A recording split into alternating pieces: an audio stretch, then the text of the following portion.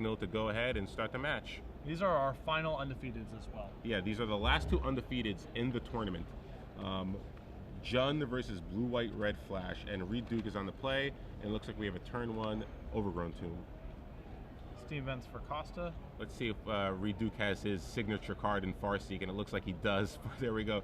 Turn 2 Farseek from Jund on the play. Getting out in front in terms of mana is really important for a variety of reasons. The Blue White Red Flash deck ideally gets a little bit ahead on the board and then keeps opponent off balance with a mixture of counter spells and removal spells. So getting out in front shuts down that angle of attack. Additionally, Costa has Syncopate in his deck, so the more mana you have, the more and more that you invalidate that card. And I'm excited for this match because not only are these two good players and playing decks that they're sort of known for playing, they're also actually pretty good friends, so they know each other very well. They know each other's tendencies and their play styles, so definitely expect to see a little gamesmanship maybe perhaps in this match as well. So see if Reid's able to capitalize on his mana advantage from the Farseek here.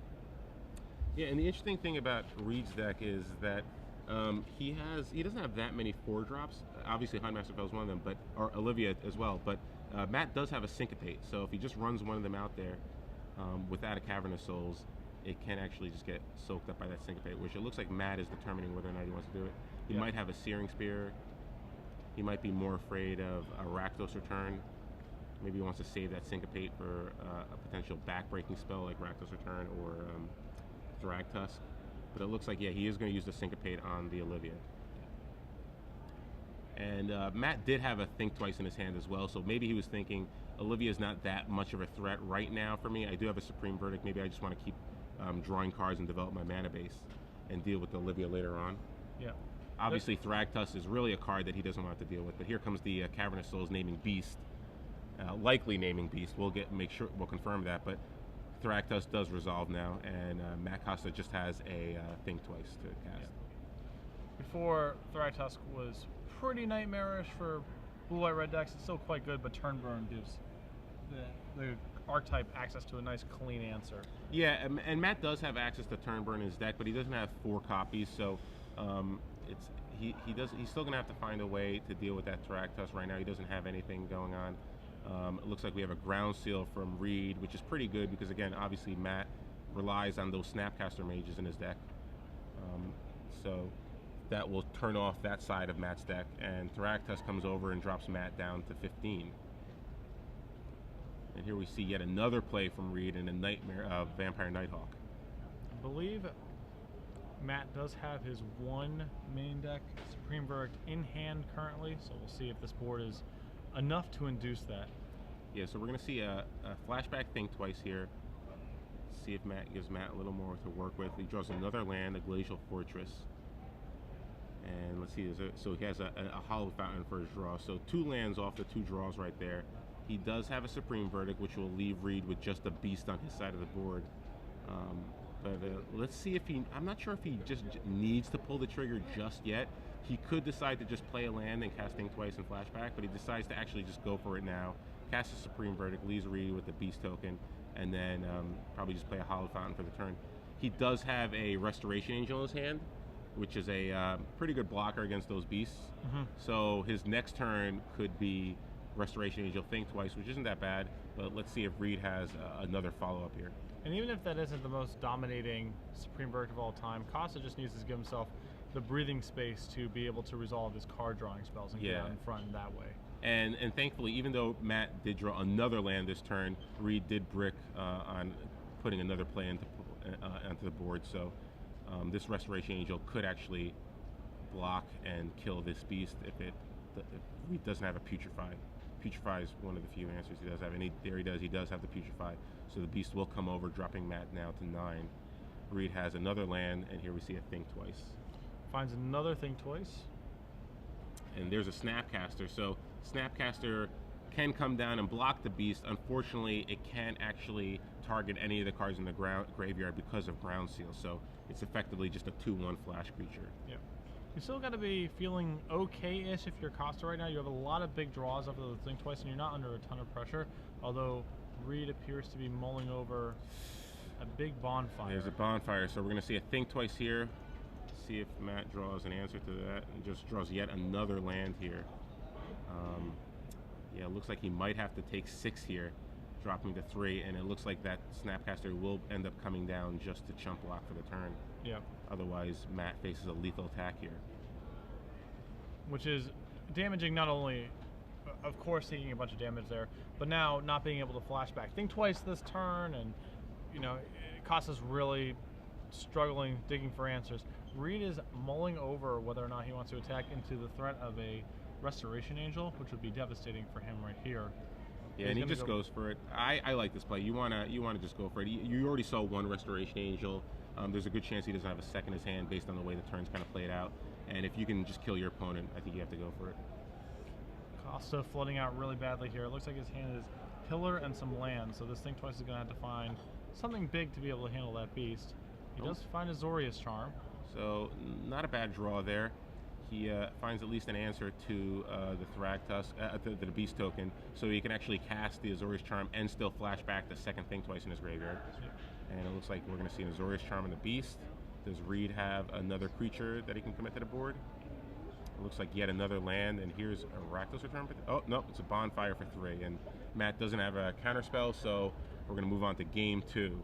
Yeah, and you saw, you know, with Matt under pressure the whole time, he wasn't really able to do the blue-white-red flash thing of getting out in front a little bit. Kind of playing something approaching a Delver game plan of getting a little bit ahead on the board and then using counter spells and removal spells, possibly bounce spells to keep their opponent off balance. But Reid got out in front with an early Farseek, and then a Thragtusk that couldn't be fought over because of Cavern of Souls, and that he was able to leverage that edge and never really let his foot up. And in general, I think Jund is a little advantaged against blue or white flash. Obviously, the flash deck does have cards like Sphinx of Revelation, which are very powerful against Jund in the mid-late game. Jund doesn't even play any of the slaughter games that they used to combat those types of decks. But they do have cards like Cavern of Souls and Rurik Thur, which kind of can come down and put a lot of pressure on the flash deck. So I think in general, Jund is probably a little favored here, but Costa obviously knows his deck very well, and he does have cards like Turn and Burn, which can answer those problemsome creatures that Flash had difficulty dealing with in the past. So looking at Reid's deck list here, what do you kind of see him bringing in after board here? Well, he has 2 copies of Duress that seem excellent here. He has 2 copies of Rurik Thar, which you alluded to earlier. They're good not only against the spells, but the blue-white-red deck obviously flush with spells. But additionally, Matt's going to be trying to attack in the air with a mixture of Restoration Angel and Thundermaw Hellkite. So actually a large reach creature is quite valuable there. He has 2 copies of Ground Seal that he can bring in as well. I'm not sure if he cares that much about the graveyard stuff, but he has more tools there if he wants to. And the rest of the sideboard is pretty medium. He can bring in Liliana the Veil if he's worried about the threat of Geistesane Draft. That's not a card, I believe, that appears in Matt's 75. Yeah. And if Reid is equipped with that information, then I would be surprised to see him bring in Liliana, as it's pretty marginal otherwise. And those are really, in my opinion, the tools that Reid's working with here. Yeah, and out of Matt's deck, he's got 3 copies of Thundermaw Hellkite, which I think he wants to bring in because against a deck like Jund, even though they have a lot of removal, I still think you want ways to close out the game quickly, and Thundermaw is just a very effective threat. Costa probably has him in the sideboard as a way to hedge against maybe more aggressive decks that he expected to see in the field. But I do think Thundermaw is a pretty solid threat against Reid's deck. I also like the 3 copies of Renounce that goes in his sideboard. It's a way to deal with a Huntmaster Fells, which is a pretty solid card that you have to contend with. It's also a way to deal with Rurik Thar or any Olivia. So there's a lot of problems, some gold creature cards that he could potentially deal with. He has 3 copies of the spell, which probably don't come in this matchup, even though Reid has instant speed spells like Putrefy. It's still not worth it, generally only for control decks. 2 copies of Static Caster, which really do nothing against Reid's deck. He's got 1 clone, which is definitely coming in. It's a way to deal with Olivia through the Legend rule, and also copying a Thragtusk is actually pretty good too. And it works really well with Restoration Angel. He's got 1 extra copy of Supreme Verdict, which he can bring in. I don't think he really needs, he might bring in the Supreme Verdict, but I think if he's bringing in Thundermaw, he might leave Supreme in the side still. He's got another copy of Pillar Flame, which probably isn't coming in, and one Oblivion Ring, which I could see coming in to deal with some of those problematic Planeswalkers like Garrett Primal Hunter. Yeah, you alluded to a lot of individually threatening cards that Reid has access to, so the more efficient one-for-one removal that Matt can bring in to answer those kind of cards, likely to be valuable. So it looks like we have land for Matt Costa, Reid Duke. Let's see if he has the turn 2 Farseek here. Turn 2 Farseek on the draw. One of the ways Jun can sort of gain parity, but if he doesn't have a turn 2 Farseek here, he might be a little too. Matt's definitely got a sigh of relief right there. Yeah. Looks like Matt has a couple of Sphinx Revelation, War Leader's Helix. Looks like that Oblivion Ring that he boarded in is also there, but he doesn't have any He doesn't have any cheap card drawing like Think Twice, so he's going to be a little hard pressed to draw land here. And there's Liliana the Veil, which is very powerful here against Costa, as Costa has no 4th land and nothing castable. 3 copies of Sphinx's Revelation, an Oblivion Ring, Restoration Angel, and a Helix. So +1ing Liliana here is a pretty powerful line. It forces Costa's hand to respond with an Oblivion Ring next turn, or possibly Helix if Costa is to draw a land, and Reid gets to strip one of the heavy hitters out of Costa's hand. Yeah, so we're going to get a discard here. Both players play it face down first, and Matt discards the Sphinx Revelations. And there's an Augur of Bolas. Looks like he might have to Oblivion Ring that Liliana now, unless he wants to, just because of how many powerful spells he has in his hand. He could choose to just play the Augur Bolas here, but I think he wants to just Oblivion Ring that Liliana. Yeah. So yeah, we have that. Let's see if Reid kept in the Abrupt Decays, but it looks like he might have another Liliana. And that's just devastating for Costa, who's, again, hand is full of defensive action. So looks like Matt drew an Azorius Charm, which will allow him to cantrip, and he does draw an island, so now Augur Bolas can come down too as well. Let's see if he hits. He does get a Think Twice and a Turn and Burn, so he has a decision to make here. Kind of like taking the Turn Burn, just because, again, you really want ways to deal with the Thractus, but looks like he just wants to make sure he hits his land drop, so he takes the Think Twice instead, and passes for the turn. Reid does have a 5th land, and here comes Garrett Primal Hunter. Wow. Really devastating card against Matt. Matt has basically, he has the War Leader's Helix to deal with it now, but Reid will get a beast out of the exchange. Yep. So there we have a War Leader's Helix targeting Reid, and then redirected to the Garrett Primal Hunter. So I don't think Reid has any Garrett Primal Hunters left in his deck, so I think he discarded 1 to Liliana, so... Yeah, he has 2 in his main deck and none in his sideboard, so... So the Beast comes over, dropping Matt down to 17. Reid does have a Keswick Wolf Run, which, again, a very good card in this matchup. And here's a Rakdos Return for 4, targeting Matt Costa. I think that's going to potentially drop Costa down to just 1 card here. He does have a Think Twice that he can discard, which isn't that terrible. He also has a Restoration Angel, maybe a Restoration Angel. He wants to keep it just so he can blink his Augur Bolas, as well as block that Beast token. But he's going to have to pitch 2 of his Sphinx's Revelations, so let's see what he decides to keep here. It's especially devastating because Costa is so far behind in terms of just raw card count that it's hard to imagine him catching up in this game without resolving a big revelation. So losing this many of them is, for his long-term prospects in this game, it's just devastating. Yeah, he only has 3 in his deck, so he has no more to top deck. So he ended up discarding all of them. He wanted to keep the Restoration Angel. He's still going to get value out of Restoration Angel Augur Bolas, so it's not the worst situation. The problem is that Reid does have that Keswick Wolf Run, so even though the Restoration Angel can block the Beast, Reid can just activate his Wolf Run and deal with the Angel that way. Yeah, and this is the problem that Blue-White-Red Flash has if it doesn't get out in front on the board in some capacity, is Jun just starts casting these devastating 5 and 6 mana spells. And unless you're doing something, unless you're really leveraging your early advantage either with cards or damage, one of those 2 things, it's really hard to overcome someone who's just resolving Thrytusks and Rakdos Returns and Garrix and what have you. Yeah, and the problem on Matt's side of the board is you usually find yourself behind, and you want cards like Syncopate and Counterflux and Dissipate in order to deal with the powerful spells that Reid has. But at the same time, Reid does have cards like Cavernous Souls, which make your counter spells seem useless at times. So it's a really tough spot for Blue-White-Red Flash.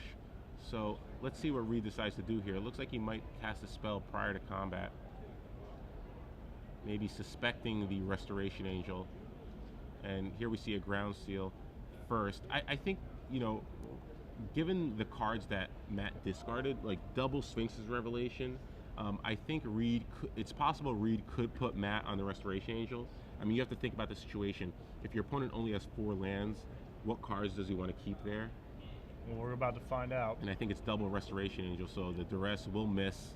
So now Reid actually just can't attack with the beast unless he has another land. So yeah, he does have another land, and he just decides to pass the turn. So here comes a Restoration Angel. And Putrefy on Augur Bolus, so wow, Matt's not going to get any value out of that Restoration Angel. Yeah, and you can see Reid sort of trying to keep his plan the same after using Liliana, after resolving a big Rakdos returns. A lot of players' instinct would just be to putrefy the Restoration Angel, but Reid is trying to choke Matt on cards. Yep. And so that Augur is actually more threatening there. Wow. Rurik Thar also. Rurik Thar comes down, 6/6 Vigilance, and most importantly, Reach.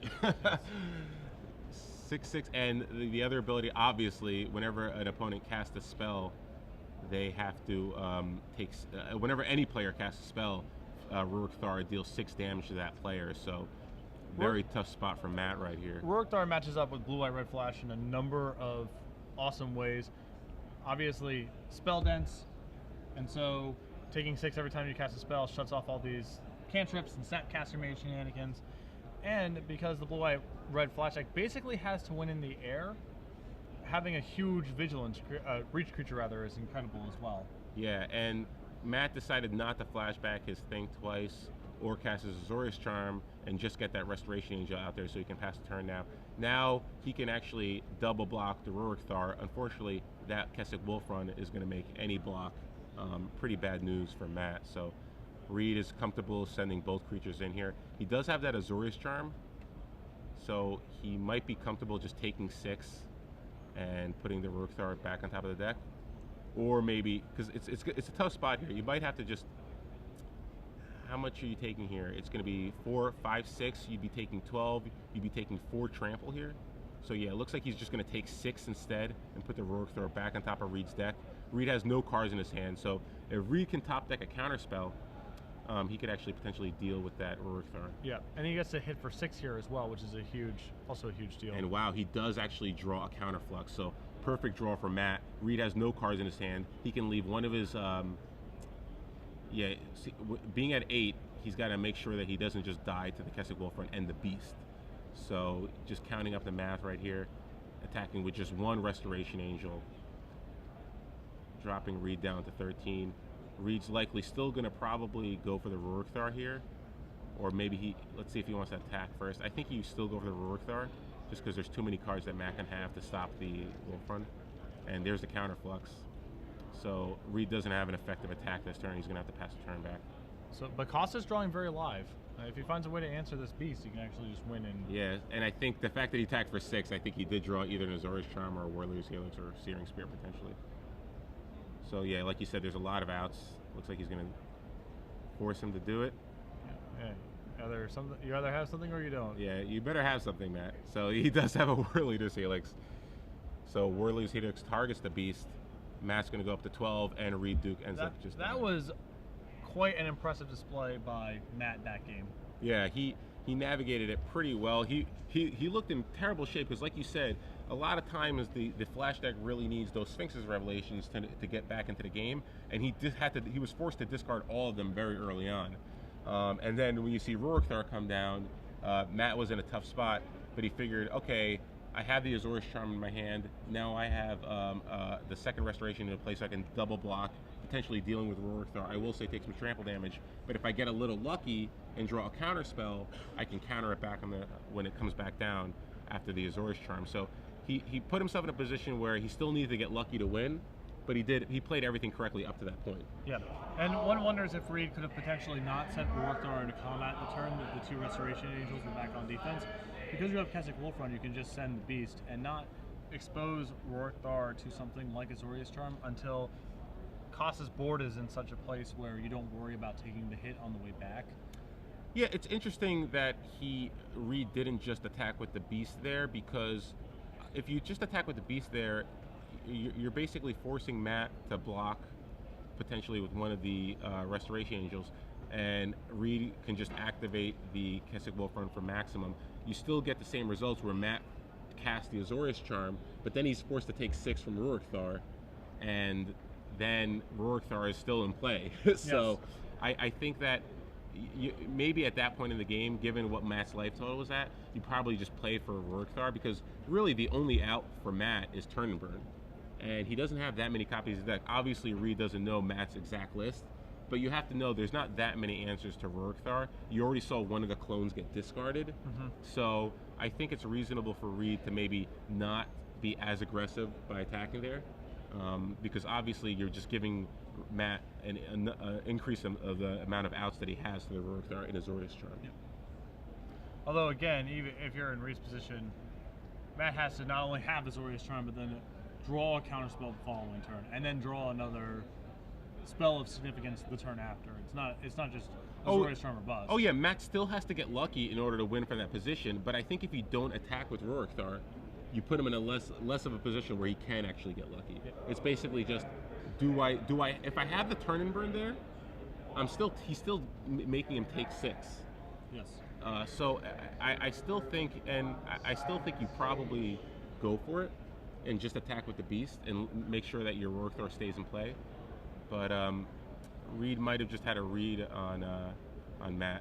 But Matt, once he had to get rid of all his Sphinx's Revelations to various discard effects, he very correctly shifted into more of a tempo game, because he couldn't possibly win going long any further. And when we had Matt on camera before, you were off that round, but again, it was another matchup where his ability to shift plans. I apologize. Rurik Thar has to attack each turn. That is correct. So Reid definitely played that game correctly. Yes. So we see no turn 2 Farseek for Reid this game, and pretty good news for Matt. Obviously, turn 2 Farseek on the play is pretty devastating for any Junda opponent. It's going to allow Matt to much more effectively sit on his counter spells. I believe he has a Syncopate and Counterflux in hand. And here we're going to have a Duress here. And, yep. Syncopate coming. Looks like there's a Syncopate there. A bunch of lands, Counterflux. So he has the permission he needs to stop the later game spells. Does have a Sphinx's Revelation as too.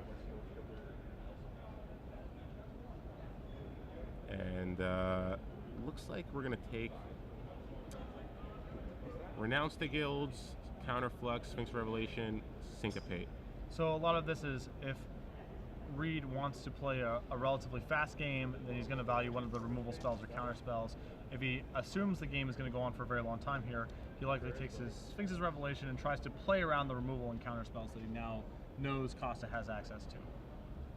Yeah, it's tough. It's a tough spot to be in. I think that, if you can get rid of all the counter spells in his hand, you might want to just take one of them. But here, even if you take either a Syncopate or a Counterflux, he's still going to have one of the counter spells in his hand, and he's going to be left with a Sphinx of Revelation and a Renounce the Guild. So I think you might want to either take the removal spell or the Sphinx of Revelation. I think Sphinx of Revelation is probably the card that you're most afraid of if the game goes long, especially if you didn't go turn 2 Farseek. So he looks like he's taking the Syncopate and leaving Costa with just a Sphinx Counterflux as permission. So Matt draws his card for the turn. Reid currently doesn't have any red mana. He could be slow rolling it. Let's see. Matt just plays the 3rd land for the turn and passes back. Looks like he drew a Think twice. Pretty good draw for Matt there. Yeah, instead of just sitting on his hands, now he has actually some way to use his mana if Reid's trying to play around counters and slow roll his threats. So it looks like Reid has a Cavern of Souls, so he's going to be able to resolve at least one of his creature threats. It looks like he has an Olivia in his hand. So if he goes Cavern of Souls on Vampire, he will be able to resolve the Olivia, regardless of the Counterflux. I think Reid's thinking was he has a Rakdos Return and a Garruk Primal Hunter. And if either of those spells resolve, I'm in pretty good shape. So might as well get rid of at least one of the counter spells. And here we go. We see Cavern of Souls naming Vampire, and Olivia Voldera comes down. Matt does have the Think Twice, so we're going to see card draw. It looks like he drew an Oblivion Ring. Yeah. He still has the Renounce the Guild, so the Renounce the Guilds will be able to deal with the Olivia if he chooses so. And we've seen Matt, in previous games really do a good job of using his life total as a resource. So I wouldn't be surprised to see him take a hit here and just use his mana resolving Think Twice in a turn or holding up for counter spells. Just willing to take a hit here. Yeah, he doesn't want to expose himself to a Thragtusk or a Garruk Primal Hunter, so he's going to take 3 here.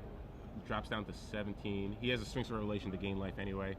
Liliana comes down here now, so interesting. Does he want to counterflex this, or does he want to just use his Oblivion Ring? A lot of options for Costa here. He can also flashback and Think Twice. I think you're going to let that resolve. I think he's okay with the discard effect here, just because Costa has a lot more card draw than Reid, and he's not under that much pressure that he can't deal with. Yeah, and he always has the Oblivion Ring as a failsafe in the event that Liliana gets close to an ultimate. But he's probably happy to trade 1-for-1 with cards right now because he has so many cantrips, and he can play the Liliana game pretty effectively right now. And he actually has Moorland Haunt, which is a pretty good card in this situation because he has an Augur Bolus in his hand. So if Liliana upticks again, he can discard the Augur Bolus, and then he can counter Renounce the Guilds to kill the Olivia, and then make a Spirit token that can start attacking that Liliana and making sure it never gets the ultimate. So let's see from Reid Duke. Reid Duke still currently on no red mana. He has that Cavernous Souls on Vampire, but struggling to get a little red mana here so that he can actually cast either a Rakdos Return or possibly a Huntmaster of the Fells. Looks like we're going to have another uptick of Liliana. He discards an Augur Bolus and a Putrefy on either side. And Matt just untaps and draws for the turn. See Cavernous Souls drawn here. So pretty good situation for Matt here. Obviously he's facing down a Liliana that keeps upticking, but Liliana upticking is actually pretty good for Matt. Just because it keeps chipping away at the cards in Reid's hand, and Matt has cards that he can draw out of it. Yes. So Oblivion Ring comes down to deal with the Liliana the Veil, and Matt still has 3 mana up for the counterflux. Here comes Vampire Nighthawk. Matt not afraid of that card. Uncounterable because of the Cavern still set on Vampire. So let's see, we have a Cavernous Souls Hollow Fountain. Looks like Cavernous Souls is going to come down, probably Naming Angel, but we'll get a confirmation on that. And passes the turn back. And assuming that Reid doesn't do anything that induces Matt's counterspell, I think we're going to probably see the Revelation here for 4 at the end of Reid's turn. Yeah, so that here we see Garruk Primal Hunter. That will almost certainly invoke a counterflux here from Matt. And there's that counterflux. So Matt has to wait a turn, at least a turn. Oh, there's a Thundermaw Hellkite. Wow. So Matt just takes 2. It looks like he still wants to cast that Sphinx of Revelation though. So Reid's deck chock full of removal. No reason to just play a Thundermaw out, particularly with Vampire Nighthawk in play, capable of playing the defensive next turn. You also don't want to play into duress. Yeah. Just get your big Revelation off, and that Thundermaw will still be there waiting for you whenever you're ready for it. Yep. And Reid does have access to red now, so he can cast a big Rakdos Return if he chooses, but there's another Garruk Primal Hunter. Now that Matt drew the Thundermaw Hellkite, he's not nearly as afraid. He can draw 5 cards here, gain 5 life, go up to 14, and that Thundermaw can actually deal with the Garruk pretty efficiently next turn. Thundermaw Hellkite is actually the primary reason you saw Garruk start to drop in popularity in Standard. It lines up very poorly with that card, and we're about to see that on display. Yep. So Matt draws his card for the turn. Looks like it's a Restoration Angel. So Sulphur Falls comes down. Looks like we're probably going to see a Thundermaw Hellkite come into play here. He has 4 mana left. Yep, here comes Thundermaw. The effect doesn't really matter in this situation. And Garruk Primal Hunter dies to the Thundermaw Hellkite. Looks like we also have a War Leader's Helix in Matt Costa's hand, so he has a way to potentially deal with that Vampire Nighthawk if he chooses to, so that Reid won't be able to hold it back for a blocker. And Restoration Angel to protect his Thundermaw Hellkite from removal. Costa's getting really well set up here. He can afford to take this hit. I think that he's probably just likely to just untap here, in fact. Even a Rakdos Return for 4 is... Oh, so here's a Rakdos Return. It's going to be for 5, so It looks like it might empty Matt's grip here. Do we want to cast a Helix here? I think you might want to heal. Do you want a Helix or Restoration Angel? I believe here? with Reid at 26, I believe you have to Helix here. I think if it was lower, there would be an argument for just Restoration Angel and starting to race, but the game's going to be going on for a while longer, and the 4 life is really relevant here now that you're getting return for so much. Yeah, so Reid empties his hand here, but Reid's hand is also empty, and he's left with just 7 lands and a Beast token, whereas Costa has a Thunderbolt Hellkite in play, 9 lands, a Moorland Haunt, and a Think Twice in his graveyard. So Matt's in pretty good shape right here. He's going to flash back to Think Twice, draw a card prior to the attack. Wow, he draws Augur Bolus and Turn Burn for the turn. Two huge draws. 2 really good draws there. Allows him to deal with the potential Thragtusk if one is drawn. Let's see if Augur Bolus hits anything sweet like a counterspell. And looks like, Sphinx's Revelation, another sweet card to hit. So looks like Thunderbolt Hellkite's going to come over, drop Reid down to 21. Reid in a really tough spot right here. He's got no cards in his hand. He doesn't even have a Kessig Wolfrun in play to really make his beast even more threatening. He really needs to find Duress or another Rakdos Returns, or big draws that he needs to find. Let's see, the beast comes over, Augur Bolus just chumps. And we're going to see now a Huntmaster Fells. So Huntmaster Fells give Reid a little more life there and some more attackers. Matt Costa just activates his Moorland Haunt, makes a 1/1 Spirit token, removing an Augur Bolus. And we're going to untap here, see if we have yet another good draw from Matt. Looks like it's a Azorius Charm, so another way to deal with potential attackers from Reid's side of the board. Actually, really good draw there, because if Reid draws a Kessig Wolfrun, he's likely to go all in with it, so the Azorius Charm's a great answer to that. Yeah, Costa can now rev for slightly less at this turn if he wants to prevent the Huntmaster from flipping and still leave 2 mana up to have Azorius Charm as an answer. Yeah, so he can either Revelations on his main phase to keep the Huntmaster from flipping, or he can just cantrip the Azorius Charm if he chooses. You can also cast Burn on the Huntmaster and then say go. I like cantripping here because it still leaves you open for a big Sphinx Revelation next turn. And there's a clone, wow. So pretty good draw there for Matt. He can attack with just a Thundermaw. Looks like he's just going to attack with a Thundermaw. Chooses not to play the clone this turn. And let's see if Reid draws. Doesn't look like he drew a Bonfire for the turn. Bonfire would be another pretty good rip for Reid. Yeah, Reid has still a lot of big X spells in his deck that could swing this game around. Reid could potentially just try to pass the turn here and flip his Huntmaster of the Fells, although, you know, it's very difficult to do that against a blue, red, white flash deck. Yeah, he's also aware that Revelation is a card in Costa's hand. So. Yeah. So Reid in a tough spot here. Let's see. Not sure what he drew for the turn. Kessig Wolfrun is an okay draw, but again, Matt has plenty of answers to that. Bonfire would have been huge, but it doesn't look like he has that. Rakdos Return. Rakdos Return is probably one of the better cards he can draw. In all honesty, though, his best bet of trying to win this game is probably trying to burn out Matt with a runner X spell. Yep. But Matt does have a Revelation, so he's going to be able to gain another 4 life. So let's see. Costa attacks now with all. Reid attacks with both the Huntmaster of the Fells, the Wolf token, and the Beast token. Matt has several options here. He has the Turn and Burn, but he also has a Sphinx of Revelation, so maybe he might just chump block here and cast a large Sphinx, or it looks like he might want to just Turn and Burn here. So yeah, it's just taking a pretty conservative route here.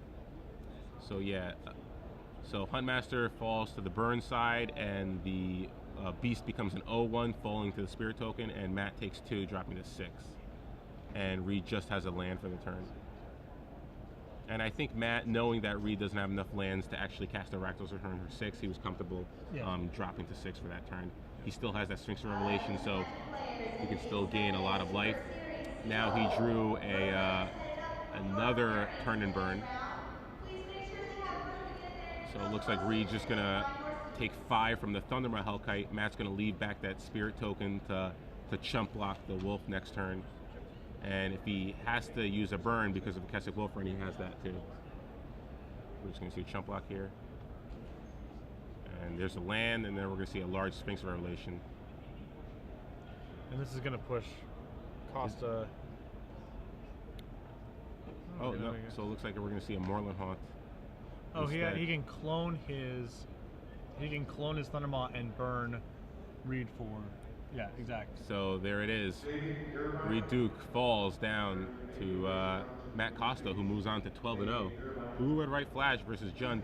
Generally, you kind of figure the Flash player isn't that much favored in this matchup, but you know, Matt played the second game pretty flawlessly to put himself in a position to win. And in game 3, Reid just didn't get the Farseek on turn 2, and his slow was his start was a little too slow to deal with the good cards that Matt was drawing on, like in the mid-range game. Yeah, I mean the second game was really the most impressive display from Costa, in my opinion. He was, you know, again, once all of his Sphinx Revelations are gone that game, he can't possibly win a long game.